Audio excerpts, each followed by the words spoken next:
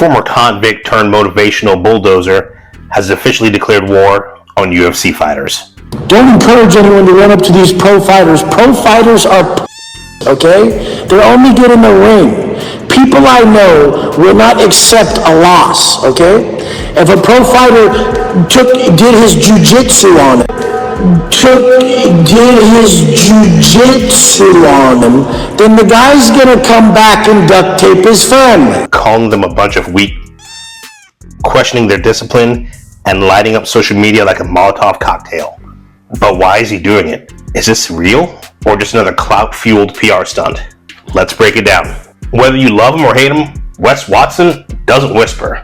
The guy went from prison workouts to being a millionaire coach, selling pain and discipline like it's some kind of pre-workout. But now he's gunning for some of the toughest guys on the planet. And we're here for the drama, baby. Wes's rants started like any of his others. Shirtless, sweaty, and veins are popping. But this time, got personal.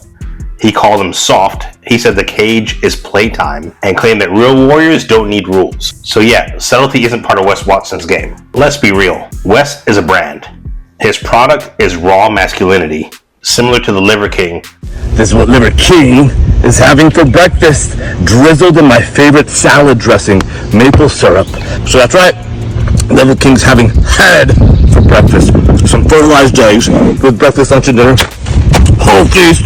A Liver King ball, king, testicle, bone marrow, liver.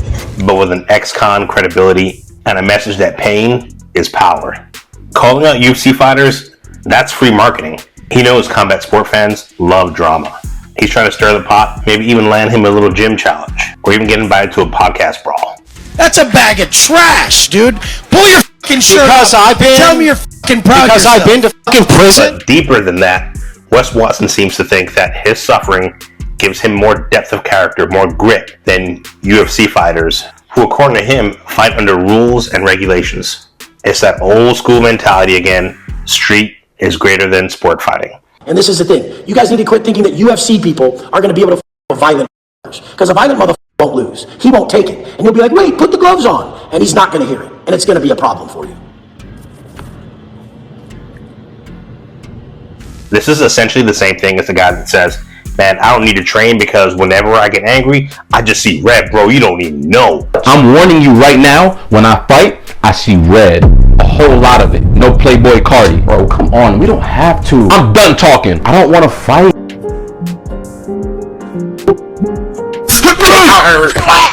This is essentially the same thing Wes is saying, but he's saying, hey, even if a UFC fighter did knock me out or did get me down and was able to win that fight, he's like, yeah, my guys are going to keep coming. They're going to keep, we're going to get you in the streets, which is the same logic, right? It's like, yeah, if I can't beat you here, I'm just going to not stop until I beat you. Then the guy's going to come back and duct tape his family. This is just I See Red 2.0. Some fighters ignored him, others laughed it off. But make no mistake, Wes stirred up enough heat that gym wars are a possibility. And I'm going to make a prediction here.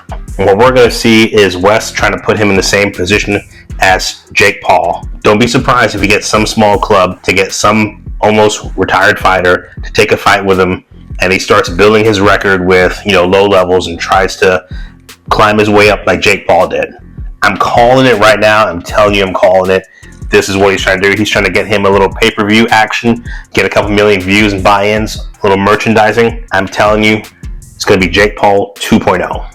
But here's a question. Can Wes Watson actually fight? Like, yeah, he's jacked for sure. There's nobody questioning that. He trains hard. Yeah, no doubt.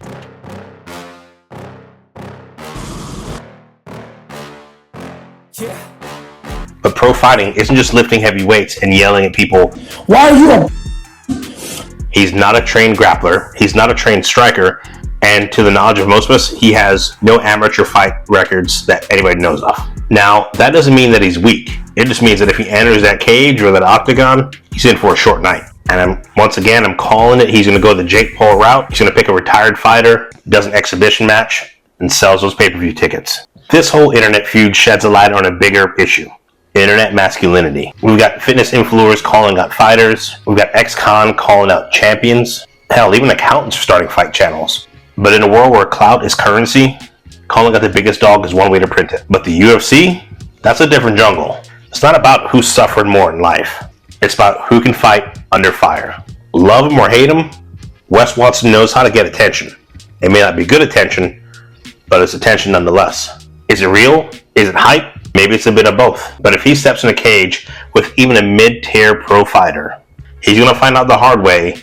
Discipline is great, but fighting takes more than just pain tolerance. And if he's doing this just for clicks, job well done, Wes.